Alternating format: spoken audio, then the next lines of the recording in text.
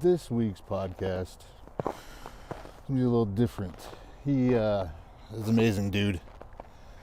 The guy rode his bike from Honduras to Colorado. So that's a whole new country, all the way up through Mexico, everything up to Colorado. First bike trip he's ever done. He just decided that that's something that he wanted to do. After that, he went on a few more bike trips, and he even decided to take a beach cruiser, like one of those Mackinac Island styled bikes, you know, that just have the beach bars and a basket up front. He rode that across the entire country, East Coast to West Coast. So with that being said, Ryan is one of the cooler people that I've had the experience of talking to, just because of the sheer amount of things that he's accomplished, that he's done. He has a new book coming out, and so the book is going to talk about his excursion from Honduras to Colorado, the first one that he's ever done. And it's also, there's my dog, just going to the bathroom. But anyway, our talk went from how he grew up. He had an amazing family growing up, which is awesome. He decided that this is the life that he wanted to do for himself, and so this is the life that he's created for himself. He's now 100% full-time influencer, I guess you could say. Not so much an influencer as like a YouTuber. So he's got his YouTube channel that I will post the link below. Everybody should definitely go check it out. His videos are top-notch. It's not like he's just out there with an iPhone, even though iPhones are amazing for video now. He's doing some really high-quality stuff. He has some instructionals, and he also brings a lot of himself into it. And so this is kind of just the behind-the-scenes of his life.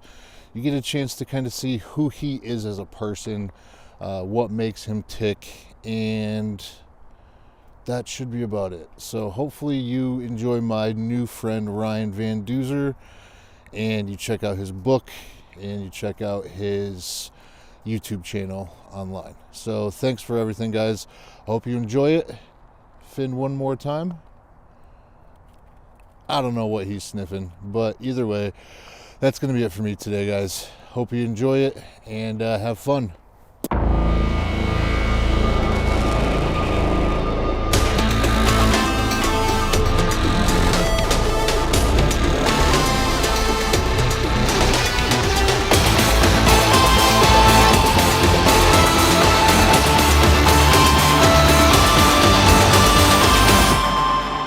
You're listening to the best goddamn podcast available with your host, Rob Childs. Hey, there we go. Right on. Got it figured out. So, Ryan, welcome to my show, A Fighter's Story. It's a pleasure to get you on and to finally meet you, man. Thank you for coming on. Hell yeah, bud. I'm psyched about this. Yeah, so I've been kind of going through some of your YouTube videos, and it was actually one that was playing as you kind of popped onto the screen, and I had one of my buddies on, James, and he one day just decided to buy a sailboat and sail around the world. And so now we had a nice conversation about the craziness of being alone on a boat sailing around the world. And then I run into you, and you're doing the same thing, it seems like, on a bike. And your last video, it's you and a dog are kind of cruising around. And so I just had to get you on. I had to have like a little conversation to kind of see what goes through the mindset of somebody that really wants to go out and tackle life, and kind of some of the issues that you've come across in that. So why don't we just kind of jump right into it and get started, and kind of take it all the way to the beginning. Where are you originally from, and what was your childhood kind of like growing up to get you into this craziness? Totally. So I am born and raised in Boulder, Colorado. It's a very outdoorsy town. Everybody here seems to be climbing mountains or kayaking rivers, or they're elite athletes and triathletes. So growing up in this town, I had a lot of local inspiration. You know, a lot of young boys admire, football quarterbacks and stuff. And I like John Elway, of course, but I really wanted to be like an adventurer and a runner. And so from a young age, I started running, which is weird because most kids hate running, right? But Yeah. for some reason, loved running and I was good at it. And that was my first like taste of like, right on. Where can my body take me? Just my body, you know? And I love the freedom of running as a young kid. You know, when you're a kid, you have rules and you can't like leave your neighborhood, your parent, depending on how strict your parents Yep. are. But I could, you know, get past that by saying, Mom, I'm going for a run, which is like a healthy thing, right? And I would just start running all around Boulder as a pretty young kid in elementary school. And I loved the sense of freedom of that. And then along came my first bicycle. And then that just magnified my ability to explore because you can go a lot further on a bike, right? Long story short, now today I ride my bike all over the world. I have a YouTube channel where I document everything.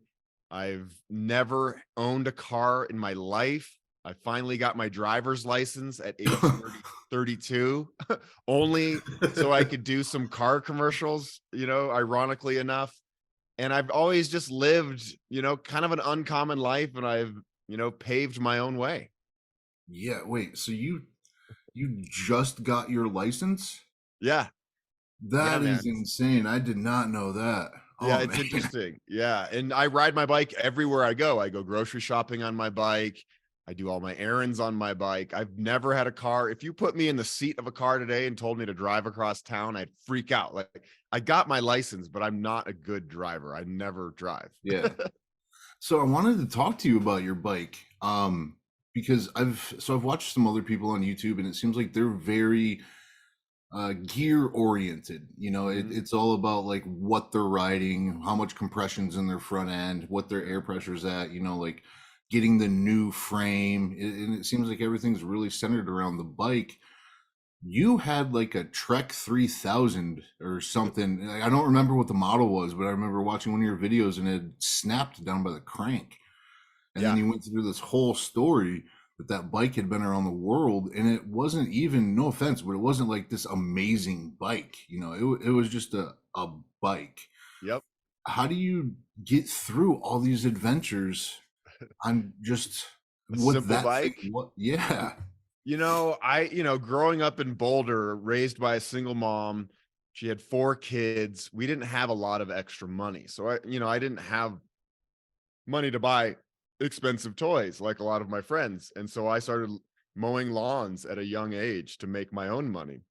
And I'll never forget buying my first bicycle, which happened to be a Trek. And it felt so good to earn that myself, knowing that I had worked for it. Fast forward many years, I'm a Peace Corps volunteer in Honduras for 2 years. And I met an American aid worker at a bar and I was asking him where I could buy like a good quality bike. And he's like, "Yeah, you're not going to be able to find a whole lot here, but I happen to have an, a Trek 8000 that I will sell you for $500." And ironically enough, that is the same model of bike that I bought when I was like 15 years old with my lawn mowing money. So it's kind of a funny story how it all came back to me. So I bought this guy's bike, this Trek 8000, which is just an $800 bike, like a pretty simple bicycle. Hmm. And I rode that bike all over Honduras when I worked in Honduras, going to schools and working with kids. And then when I finished my service in Honduras, I decided the best way to get home would be on the seat of a bicycle. So I traded in my plane ticket that the Peace Corps was going to purchase for me to send me home.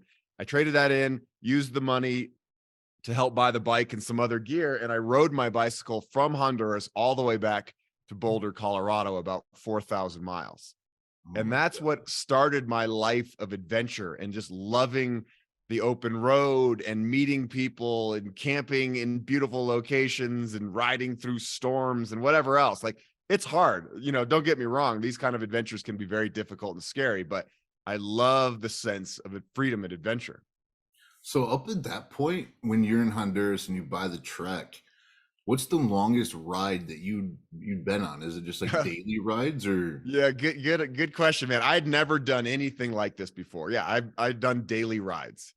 I think I had Okay. done one overnighter at one point where I rode my bike, spent the night in the woods, and came back home. So this was entirely new to me to get on the bike and head out for 4,000 miles. And I was 25 years old at the time. And it was just, I was young and dumb or whatever you want to call it, and excited to see the world. Yeah, no, so I've heard that expression about a million times, and it's like get that stuff out of you while you're young and all of that. And now that I'm in my 30s, I feel like I wish I still had that. Mm. And there's still a lot of things that I do that like I try to still act like a 9-year old, and try to go after the things that make me happy. But what is it that actually pushed you to follow, that what the 9-year-old kid in you wanted to do? Because a lot of I've people always, don't do it. A lot of people don't even pull the trigger and go to the Peace Corps. So yeah, I think fear is something that we all deal with. Fear of taking a new job or jumping into a relationship or traveling into the unknown. It's scary. We live these lives in the United States that are very comfortable, and we can get on our phone and order food, and food comes to your door in 10 minutes. Like, life is very easy here. And I can see why people would think, wow, riding your bike into the middle of nowhere through Mexico seems crazy. Why would you ever do that? It's so scary. Haven't you watched the news? Mexico's dangerous. And, I've just never subscribed to that point of view, luckily. I had been living in Honduras for 2 years. I spoke Spanish. I still speak Spanish. And I really wanted just to go explore. And so, luckily, fear has never prevented me from doing these types of adventures. And the more I do it, the more confidence I gain. And so I go to schools a lot and talk to kids about my adventures and show them that, you don't have to do the typical 9 to 5 job that society tells you that's the only way, right? There are other avenues to making a living on this planet. And it is scary, and you're unsure about a lot of things, and you got to find your own health insurance, whatever, all these details. But when it comes down to it, once you like take the step, then you start gaining more confidence and you're like, okay, I can do this. And I have all the abilities to do this. And I believe in myself. And then you take the next step, and it might be hard or scary, but then you gain a little bit more confidence. And so you're like, okay, I can do a little bit more. And that's just how my life has always been. I just take that next step forward. Whereas a lot of people look from the outside looking in at my life are like, you're crazy. People call me crazy all the time. I don't think I'm crazy at all. My life No. is pretty calculated, and I'm careful when I'm out there on the open road. But I do trust humans. I believe in the goodness of humans out there. There are some bad people here and there, but I believe that 99.9% of humans are good people. And I've met so many wonderful humans all over this planet who have helped me, who have brought me into their homes, who have fed me meals, who have let me camp in their backyards or whatever.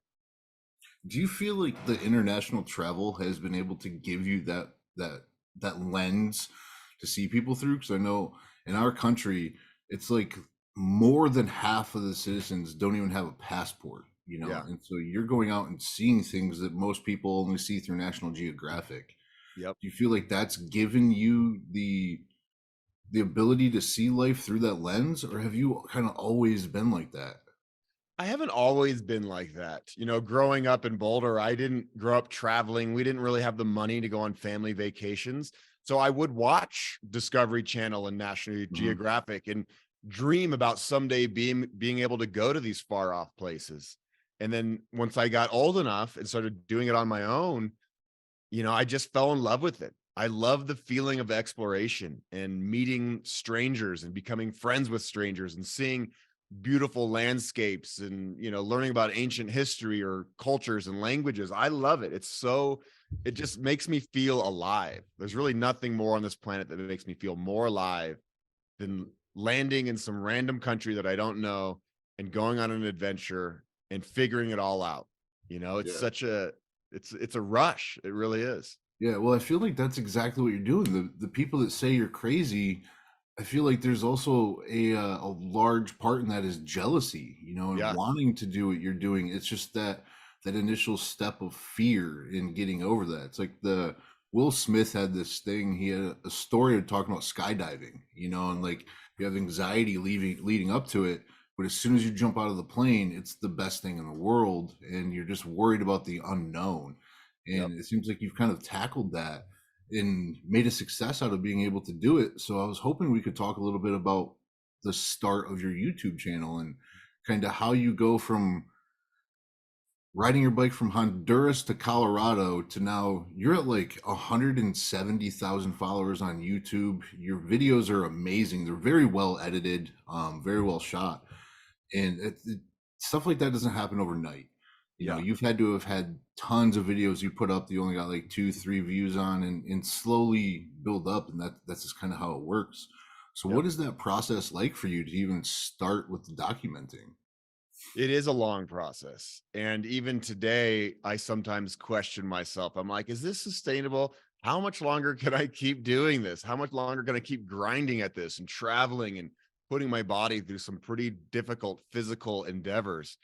So, long story short, I rode my bike home from Honduras. I realized that that's what I wanted to do. I wanted to be a storyteller in some way, shape, or form.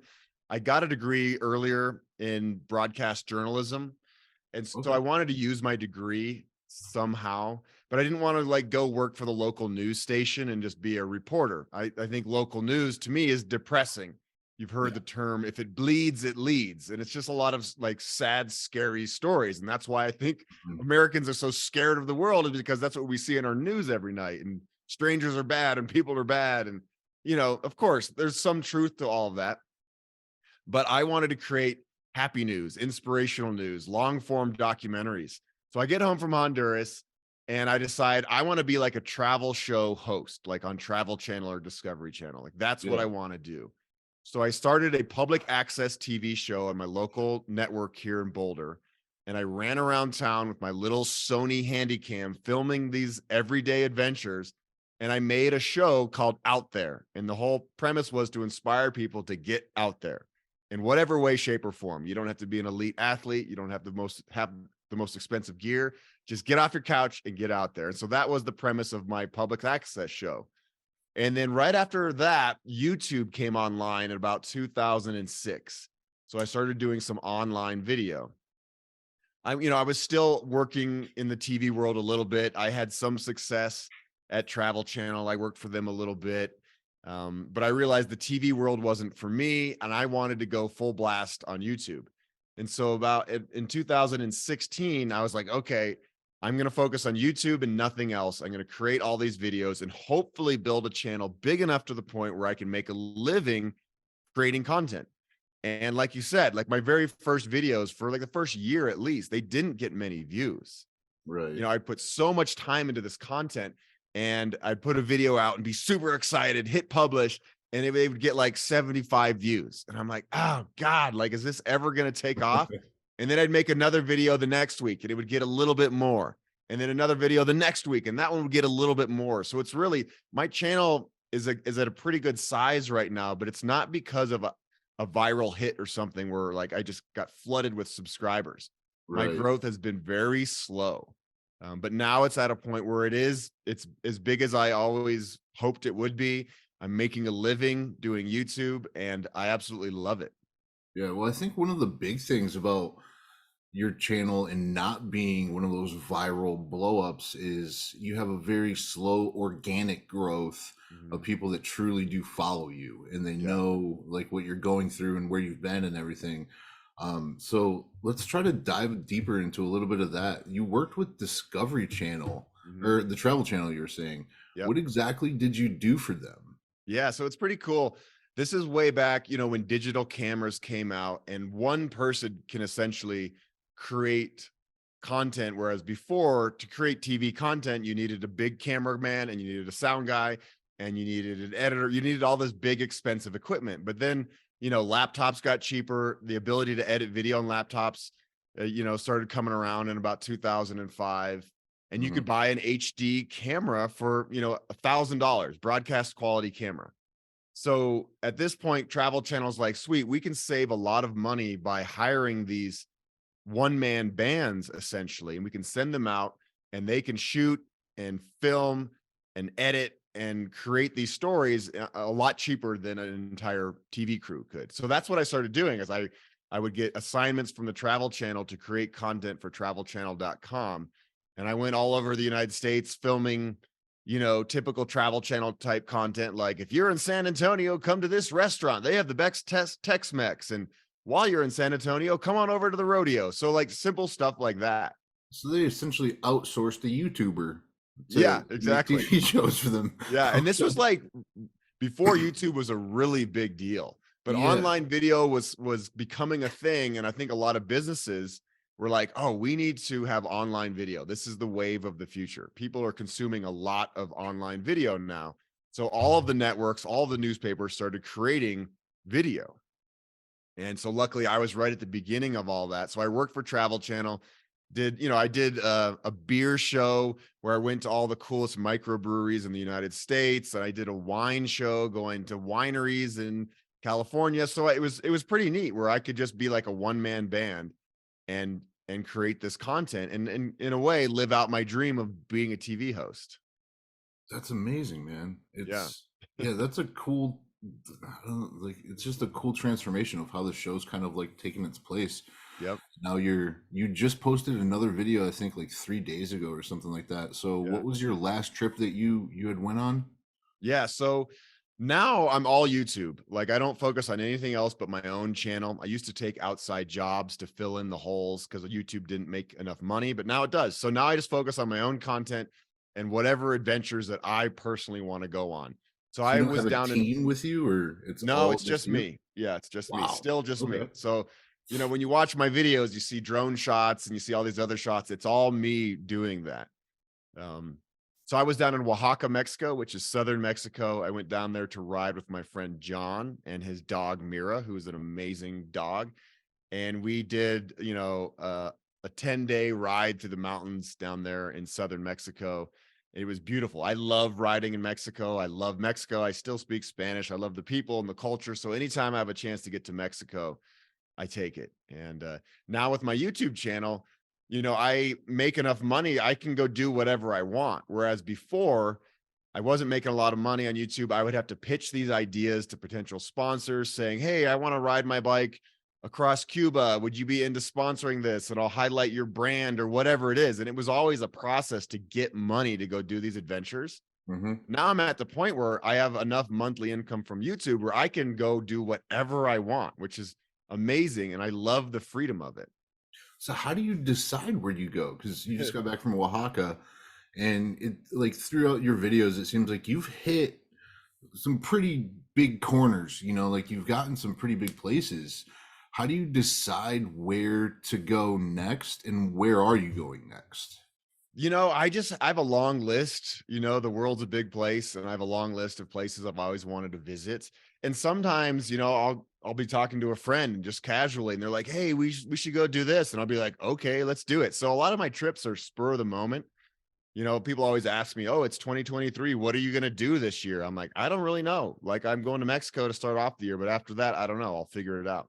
Yeah. So the adventures kind of come as they come. That being said, I am planning on riding my bike the length of Sweden this summer from the Arctic Circle all the way down to southern Sweden. I was an exchange student in Sweden in 1998, so I have a special connection to Sweden. I love that country.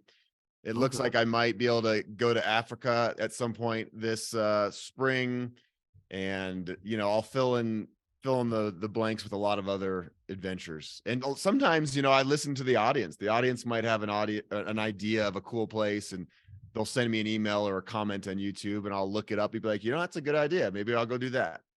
Yeah. No, it sounds like you've created this amazing life, and so I have not traveled as much as you have by far, but when I do travel, I feel like that's when I really get to see humanity. Yeah. Staying in, like, I live in Ann Arbor in Michigan right now, and so Ann Arbor is like a very closed off section of people, and so it's like you get that type of personality, within the cities. And so really traveling, I feel like, is what's expanded my ability to communicate with people differently. um, I guess my big question for you on that front is, have you came across a group of people that have been the most generous or kind, or, like a nation that that's really hit home to you? I love travel. I feel like travel in general has taught me more than anything in my life. And it's, again, it goes back to, jumping out of that fear zone and actually just doing it and going somewhere new. and maybe you learn a few words of the language and you connect with some locals and you eat some food and you go to a market and you're like, wow, this is amazing. There's so much more to the world than just my little home base, because we can all get comfortable where we're from. I've lived in Boulder all my life. Luckily, I get out and travel quite a bit. But travel to me has always been an integral part of who I am and how I have fallen in love with humanity in general, like, and just connecting with humans. So Right. I'd say my favorite country to travel, I said earlier, is Mexico. I love the people there are so generous and fun loving and carefree. I love the music in Mexico. I love the food. I love the way of life. I love the landscapes and how warm it is. I also love Nepal. I love the Himalayas. I think that country is one of the most magical places I've ever been. And there's still a lot of places that I haven't been, but it's rare that I go somewhere and like I'm not into it, because there's always a hidden gem. There's always a wonderful human somewhere to connect with. Yeah, yeah. What is your I guess human circle, your social circle? What is that like in Boulder? Do you have like a supportive community of people? Because I know like you can probably throw a tweet out and get thousands of responses, but the people that know you intimately, like your very close circle, are you able to kind of keep that connection with people? I'm really big on my community here in Boulder. Like, I'm born and raised here. I love Boulder with all my heart. I'm involved with a lot of different nonprofits and events here in Boulder. So when I'm in town, I'm like, I love being part of town. I love my Mhm. friends, I love my family, and I just love being part of the community here. And so, yeah, Boulder will always be my home base. I doubt I'll ever permanently move away from Boulder. On the average year, I travel 150-ish days a year. So I'm gone a lot, but I always love coming home to Boulder. It really is a special place. We're right next to the mountains. I can go running and biking right out my door. And then I can call up my friends. And, these are the friends I grew up with, elementary school friends. And Oh, it's that's really amazing. nice having that tight connection. Yeah, no, those friends are very, very rare. Yeah. I only have one of my friends from back then, and it's a special connection for sure. Absolutely. Um, sorry about that. No problem. Um, I had a train of thought. I had a couple questions lined up, and then I coughed, and it all just left my brain. I hate when that Um, happens. I know it doesn't make sense, but all right, there we go. So another section I wanted to talk about was the gear itself. So we kind of talked about your bike and Yeah. then your bike exploded. Um, how do you go about getting another bike? Are you very like gear oriented? Do you worry about what's new and out there? You just give me the bike, it works, like what's Yeah. kind of like your direction on that? I've never been much of a gearhead. And I think that comes from growing up in a very modest household where we didn't have the money to buy expensive, fancy stuff. So we used whatever we could get our hands on. Right. And, I'll go back to another adventure. I once rode a 3-speed cruiser bike all the way across the United States. So just a very simple bicycle. And the reason why I did that is because I wanted to show people that you don't need the latest and greatest to do something big. You don't need to have the most expensive stuff. I And worked so I on rode Mackinac. this. I worked on Uh, Mackinac Island for one summer, and that's what we had were those cruiser bikes. And yeah. I hated driving or riding the 8 miles around the island. I can't imagine driving across the country on one of those Yeah, things. 3,000 miles on a cruiser bike. It's definitely slower than a normal bike, but it worked. And so now I work closely with a bicycle company in New York City called Priority Bikes. And I've actually designed my dream bike with these people. During the Oh, pandemic, they're like, let's make the bike you've always wanted. So right now I ride a bike it's a pretty solid bike for sure. It's a $3,500 bike, which sounds like a ton of money, but really that's like lower mid range as far as mhm, like expensive bikes go. Bikes can right. be up to $10,000 now, Oh, easily, yeah. and so I have this bike that's my signature bike. I love it. It's low maintenance, it's strong, it's tough, but definitely it doesn't have the best components by any means. I really wanted to make this bike that's solid, but I also wanted it to be affordable to a degree, Right. affordable, right?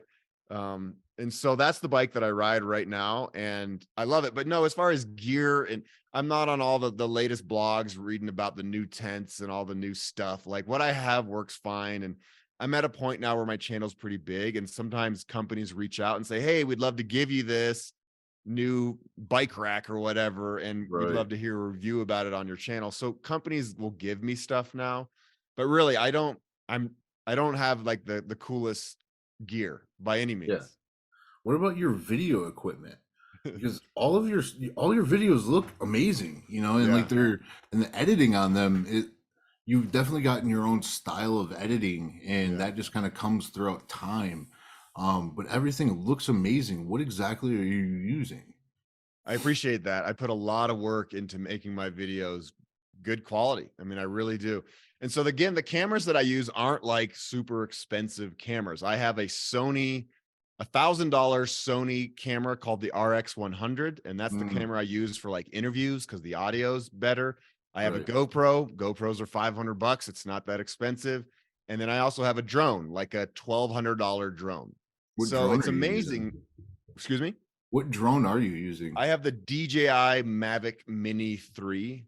Oh, okay. I have the Mini 2. Those are Okay, amazing yeah. little So the drones. 3 is Yeah. just a little bit different. Yep. Um, but again, you can create really good quality content without having the best gear. And another reason why I have the gear that I do is because it's small and lightweight. When you're traveling by bike, you don't want to be too heavy. Of course, I could have bigger, nicer cameras, but then I have to carry these bigger, nicer cameras, right? And so my gear package is pretty small, and I do that specifically so I have room to pack all my other food and water and tent and gear and stuff. Yeah, I was actually going to ask you about that and then get you out of here in just a few minutes. But how much weight are you carrying with you on these trips on average? I know it will fluctuate, but I would say average about 70 pounds.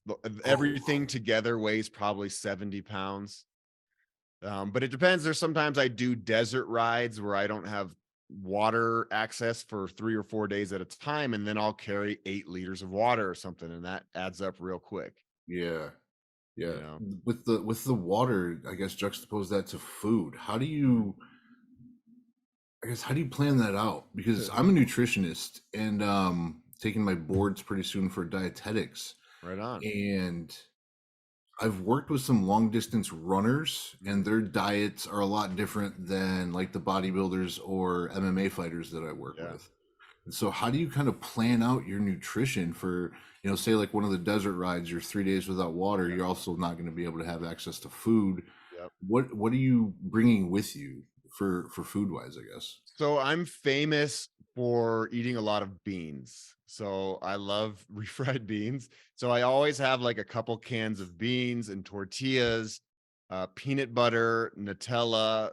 I put the peanut butter Nutella on tortillas. Sometimes I put honey Mm-hmm. on them. So I want foods that are nutrient dense, of course. The beans have a lot of protein and carbohydrates, same with the tortillas. I carry energy bars because they're small and easy to pack and they have a lot of calories in them. When you're riding your bike all day, you're burning thousands of calories. And so you need a lot of food. And so I pack every corner of my bike with whatever I can fit in. Also a lot of energy bars and all the tortillas and bean prep. I would love to have more fruits and veggies, but they just get smashed and smushed on the bike. So not a lot Right. of that. But when I'm on a lot of bike tours, sometimes, if I have the ability to go to a restaurant, I'll go to a restaurant all the time, All and right. just get a nice hot meal. Yeah, yeah, yeah. So, all right, last question, then I can get you out of here. How do you have a personal life with traveling the globe, eating a bunch of beans? Yeah. I can't, I can't Nobody imagine. wants to share a tent with me. Yeah, exactly. So, how do you kind of keep that social life and Yeah. dating and family and all that stuff? Is like, what does that kind of look like for you? That's a great question. And a lot of people don't realize the consequences of a lifestyle like mine. And there are Mm, consequences. Like it's amazing. I get to live the Indiana Jones lifestyle and travel and go on adventures, but it's also very hard to maintain a relationship because you're not home very often. So, I've had a bunch of about 1 year relationships with amazing women, but they don't go much further than a year. because they're like, man, I sure would love to see you more. And I've kind of chosen this adventure life where I'm gone a lot. And my career depends on me being gone and creating this content.